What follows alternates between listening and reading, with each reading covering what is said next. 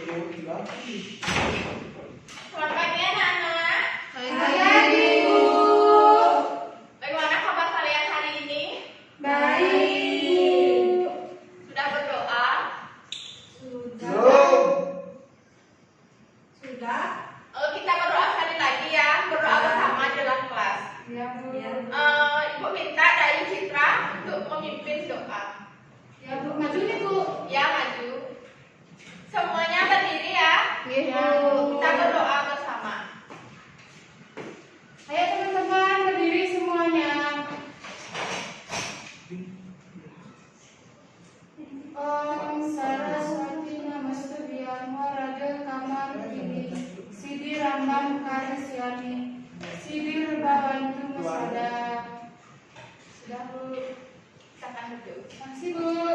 Makasih dah Ibu sudah memimpin doa hari ini. Sama-sama, Bu.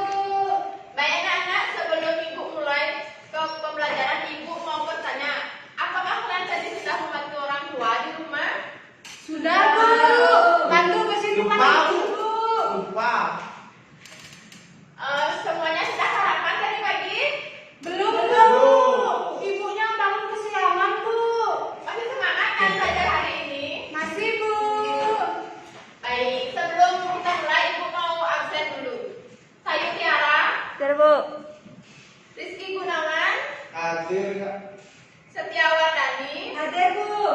Merly, Hadir. Dayu Citra, Hadir, Bu. Agus Sanjaya, Hadir Bu. Juli Umsari. Izin, Bu. Sakit katanya. Oh iya, tadi satu orang yang Enggak, izin Bu. kelas ya. Joshua sama Widya izin sakit, Bu. Oh iya, berarti 3 orang ya yang izin kelas. Iya. Mas ini juga Bu. Oh banyak sekali yang izin ya. Kalian juga, Bu. Ya. Banyak sekali yang izin. Janjian mereka izin tuh ya. Ya. Ya, Bu. Cuma Oh, izin. ya bolos ini aku Bu. Hari ini Ibu akan belajar, kita akan belajar tentang catur marga. Sebelum Ibu mulai pelajaran, apakah di sini ada yang tahu apa itu catur marga? Saya, Bu. Dayu? Catur marga itu adalah 4 jalan atau cara untuk mencapai moksa, Bu. Baik, bagus sekali. Tepuk tangan untuk Dayu ya. Yeay. Sebelum mulai pelajaran, Ibu akan menjelaskan tentang pengertian dan hakikat catur marga. Catur marga berasal dari 2 kata, yaitu catur dan marga. Catur artinya 4 dan marga artinya jalan ataupun usaha. Jadi catur marga artinya 4 jalan atau cara umat Hindu untuk menghormati dan menuju ke jalan Tuhan Yang Maha Esa atau Sang Hyang Widiwasa. Sampai di sana paham? Paham, Bu. Selanjutnya, sumber ajaran catur marga diajarkan dalam Cita Bhagavat Gita, terutama pada Trayodhyaya tentang karma marga, yaitu sebagai sistem yang berisi ajaran yang membedakan subha karma dan asubha karma.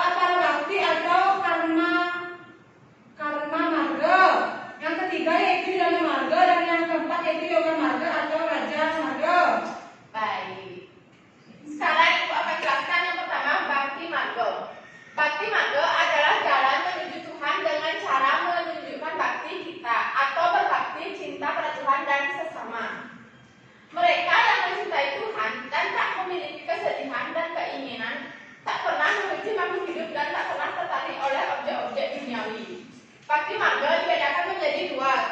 Selain bagian-bagian catur marga, bakti marga juga dapat dibedakan menjadi dua, yaitu paro bakti, artinya berbakti pada sang yang widi yang utama yang dilaksanakan oleh bhakta yang tingkat intelektuasi dan kesadaran rohaninya tinggi. Kedua, apara bakti, artinya cara berbakti pada sang yang widi yang tidak utama yang dilaksanakan oleh bhakta yang tingkat intelektuasinya dan kesadaran rohaninya kurang atau sedang-sedang saja. Dari kedua yang dijelaskan itu ada yang bisa menjelaskan, secara rinci yang dijelaskan tadi dua. Yang bakti marga dibedakan menjadi dua, yaitu yang pertama ada cara bakti. Ada yang bisa mencontohkan? Contoh dari para bakti itu artinya Berbakti kepada sang ya yang Bu, berbakti kepada sang yang widi. ya. Mungkin implementasinya itu Selalu berdoa. dengan cara yoga atau senadi mungkin Bu, karena itu di sana itu menjelaskan yaitu dengan tingkat intelijensi dan kesadaran rohani yang tinggi Bu. Ya, benar sekali. Oke, selanjutnya kita akan lanjut ke materi selanjutnya.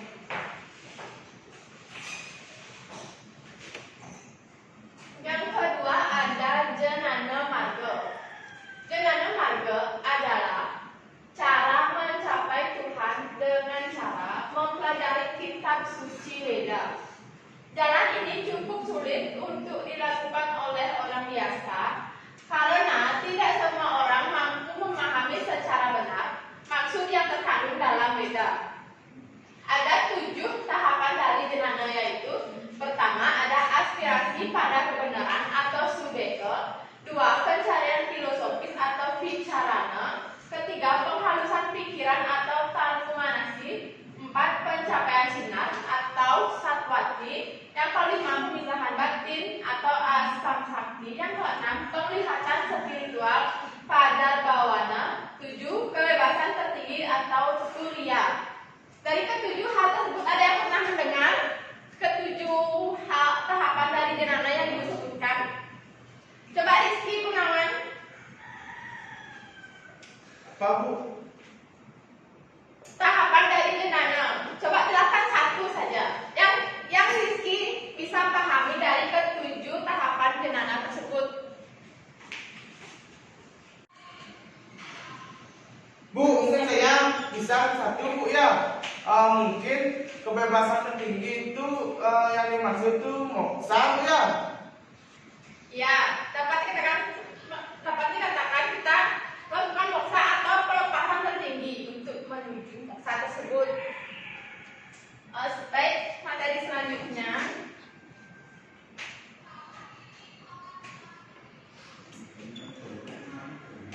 Ada karma marga dan raja marga. Yang ketiga, ada karma marga. Karma marga adalah jalan Tuhan dengan cara bekerja atau melakukan pelayanan tanpa pamrih, dengan melakukan semua pekerjaan atau pelayanan itu sebagai persembahan kepada Tuhan dan jangan pernah mengharapkan pamrih atau hasilnya. Dari karma marga yang dijelaskan, ada yang bisa mengerti dengan penjelasan ini atau bisa memahami dengan penjelasan karma marga yang ibu berikan? Ya, Rizky Gunawan, semakin pintar Rizky Gunawan. Coba Rizky. Mungkin dimaksud sini Bu ya, sama pengertiannya kayak ayatnya Bu ya. Ya, Ayatnya soalnya tanpa pamrih terus ikhlas, terus misalnya seperti ngayah curang, melakukan memberikan racun kepada kurang tanpa mengharapkan hasilnya dan tanpa pamrih, itu mungkin Tanpa maksudnya mengharapkan imbalan. ya itu maksudnya. Ibu juga mempunyai pendapat sama seperti Rizky. Kita harus membantu orang, menolong orang tanpa harus mengandalkan imbalan. Kita harus melakukannya dengan ikhlas, percaya suatu saat kebaikan kita akan dibalas. Ya Bu. Tapi kebaikan saya nggak pernah dibalas. Mungkin kamu melakukan kebaikan tidak ikhlas. Lain kali boleh melakukan kebaikan dengan ikhlas dan rasa percaya diri dan tulus. Ya Bu, makasih ya Bu. Kasih.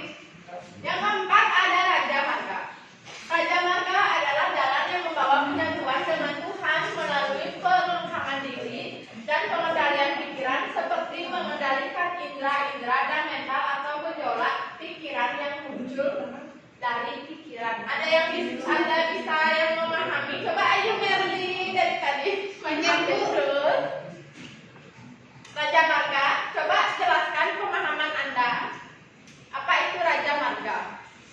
Raja Marga menurut saya itu adalah jalan yang membawa kita menuju penyatuan dengan ide sang yang dewasa, artinya di mana kita bisa mengendalikan pikiran kita, mengendalikan pikiran yang selalu positif kepada Tuhan. Jadi jangan biarkan pikiran negatif selalu muncul. Seperti itu, Bu. Iya, dalam Raja Marga ini kita juga diharapkan untuk bisa mengendalikan sadriku dalam diri kita untuk menghindari hawa nafsu, keinginan yang berlebihan,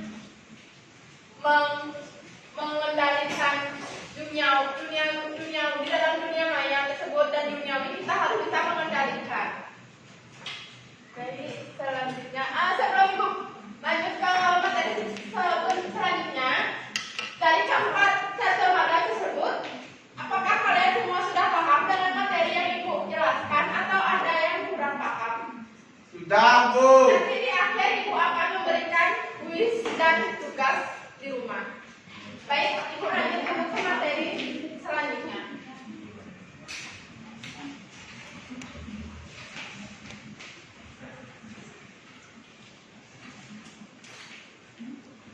Selanjutnya ada contoh penerapan catur marga dalam kehidupan. Di sini kalian bisa lihat semuanya gambar di depan. Bisa. Baik, di sini ada orang tebak yang bersama. Contoh penerapan catur marga dalam kehidupan. Yang pertama ada bakti marga. Contohnya tersebut pertama ada melaksanakan doa atau pujian Trisanya secara rutin setiap hari. Ibu mau bertanya, apakah adik-adik semua sudah melakukan pujian Trisanya? Sudah, Bu. Sudah. Tapi cuma satu kali aja sekali. Iya, nggak apa-apa. Yang penting kita ikhlas melakukannya. Nggih, Bu. Yang kedua, mengaturkan banten, saiban atau jotan, atau bisa disebut dengan ngejot atau yajnya sesa. Ada yang tahu apa tujuan kita mengaturkan banten, saiban atau jotan? Untuk mengucapkan atau menunjukkan rasa syukur kita, Bu. Ya, Dan benar. rasa terima atas apa yang telah kita miliki, Bu. Benar, Bu. Ya. Yang ketiga ada berbakti kepada para pahlawan atau pejuang bangsa. Kalian tahu pahlawan-pahlawan terdahulu yang sudah menyelamatkan Indonesia, yang sudah rela berjuang bertaruh nyawa demi menyelamatkan bangsa kita. Kita harus menghormati jasa para pahlawan yang sudah memperjuangkan bangsa. Yang keempat ada melaksanakan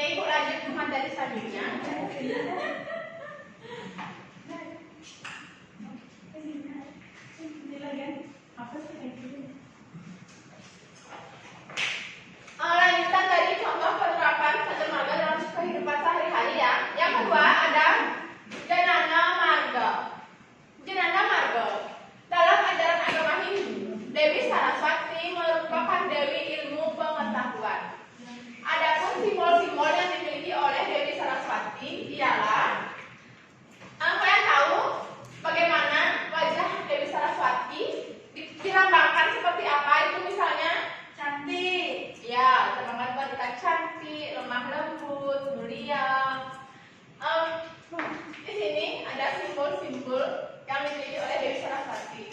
Yang pertama, coba Trin lagi baca. Yang pertama, Wanita cantik itu memiliki ilmu pengetahuan yang sangat mulia, ramah tamah, lembut, dan menarik hati.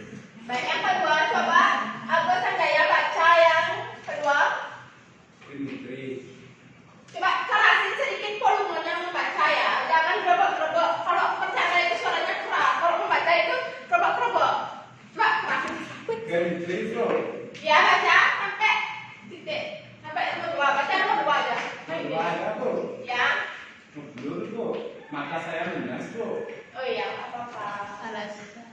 Ganistri memiliki simbol ilmu pengetahuan itu tidak akan ada akhirnya dan selama hidup ini tidak akan habis untuk dipelajari. Sama seperti semakin tua umur kita akan semakin ingin belajar dan belajar. Karena belajar itu tidak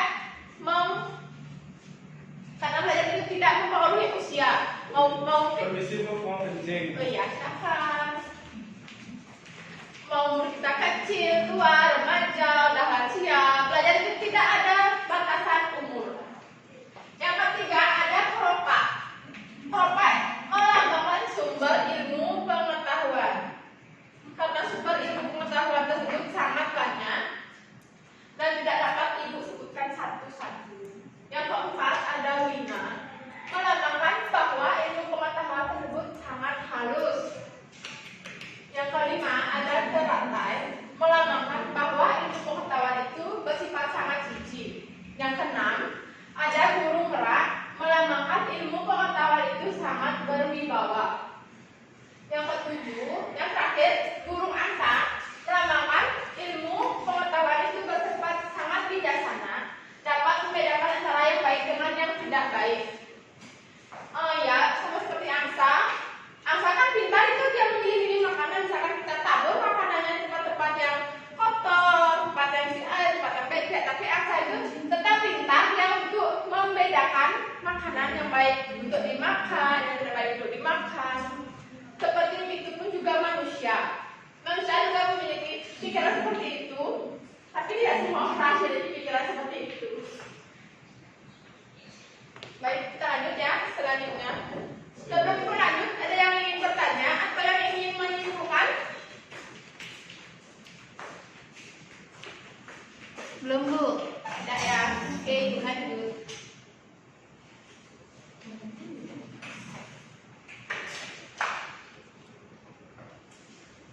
Selanjutnya, dalam jenayah marga terdapat contoh pelaksanaan kehidupan sehari-hari antara lain. Ajaran yang A, ajaran Brahmacari, yaitu masa menuntut ilmu dengan tulus dan ikhlas. Dalam kitab Saras Saya, Sloka abad 7 mengajarkan kita tentang memanfaatkan masa muda dengan sebaik-baiknya.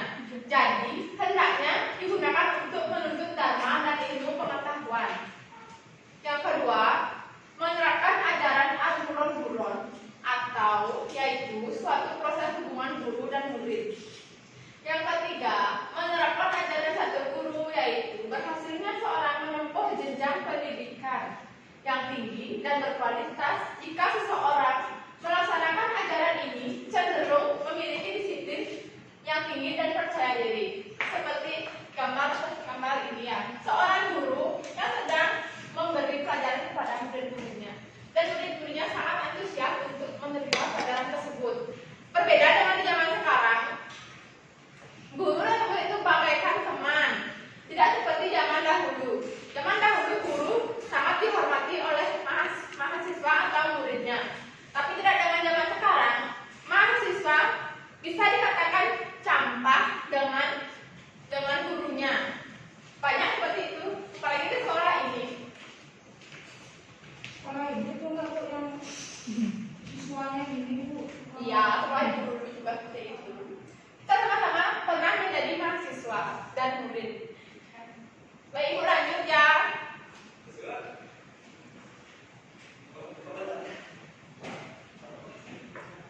Yang ketiga ada karma marga. Karma marga menerapkan naya dalam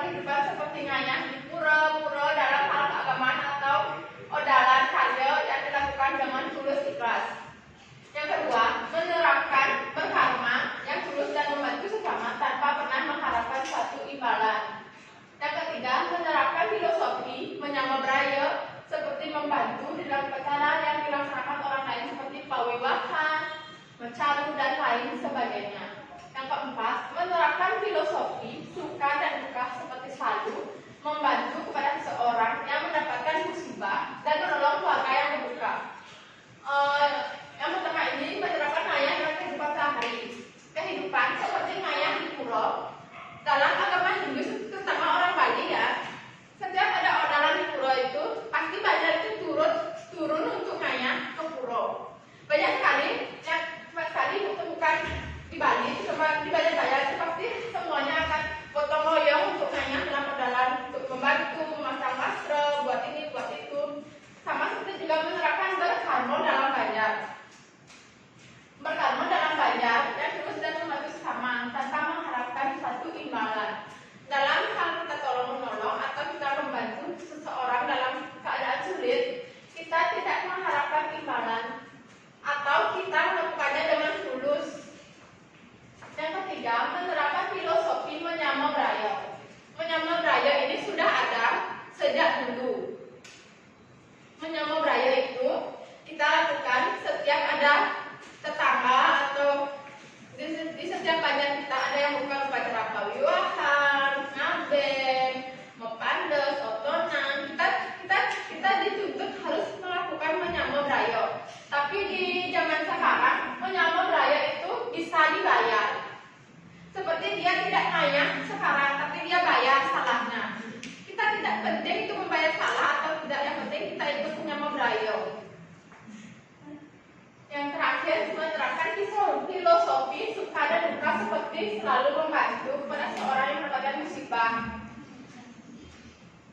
Filosofi suka duka itu seperti kita melakukan menolong atau memberikan sumbangan kepada orang yang tertimpa musibah, seperti orang yang mendapatkan rumahnya kebakaran, ada orang jatuh sakit, itu wajib melakukan suka duka. Baik Bu, lanjut yang materi selanjutnya.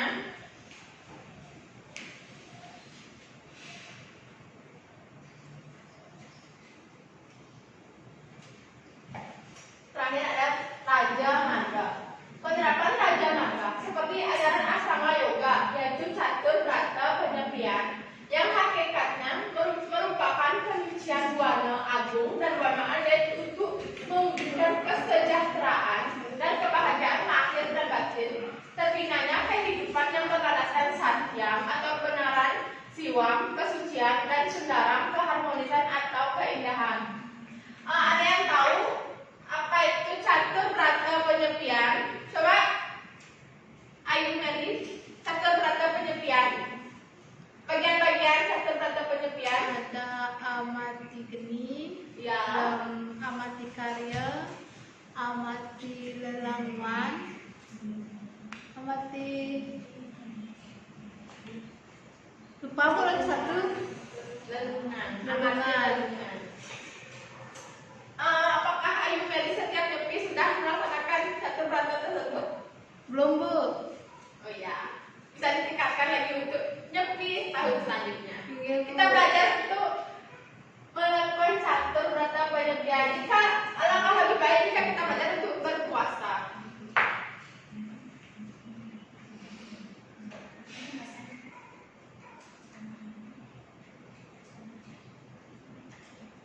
Yang terakhir ada hubungan catur marga dengan tujuan ajaran agama Hindu.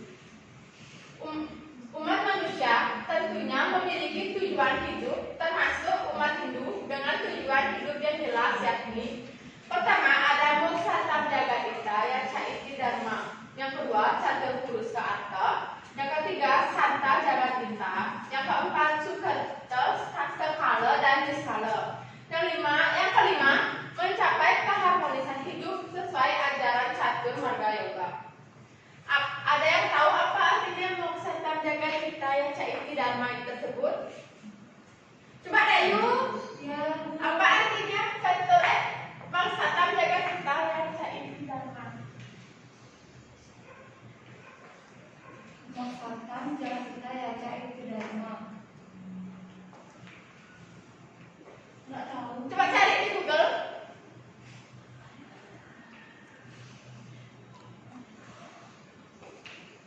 Nggak tahu. Baiklah, Apa Bu? Kebahagiaan secara lahir dan batin. Kebahagiaan secara lahir dan batin Bu.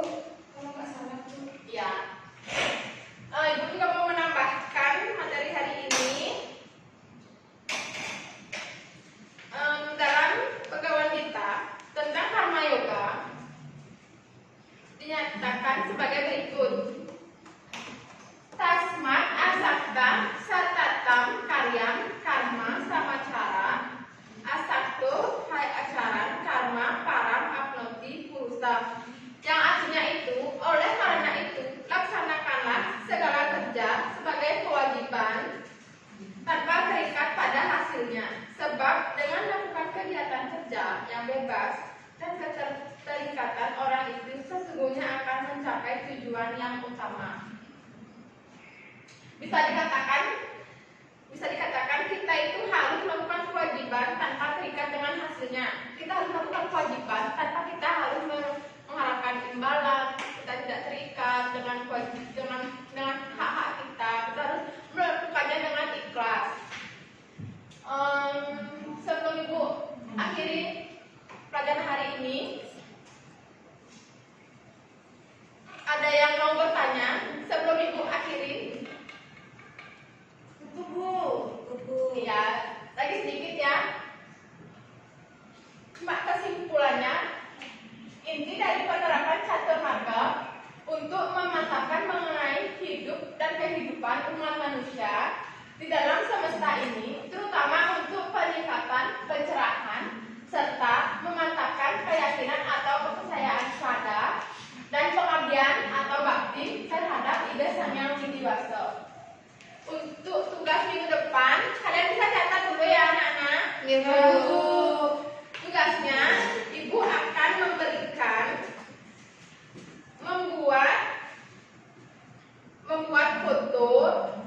membuat tugas dalam bentuk gambar atau foto tentang implementasi ajaran catur marga dalam kehidupan sehari-hari. Itu buat seperti artikel ya. Satu halaman misalkan penerapan catur marga ya kok, gambarnya seperti ini, penjelasannya ini. Seperti itu. Ibu minta dikumpul minggu depan, bisa? Bisa. Oke, baik. Ibu akhiri ya. Sebelum kita akhiri, Ibu akan duduk dengan halaman cantik.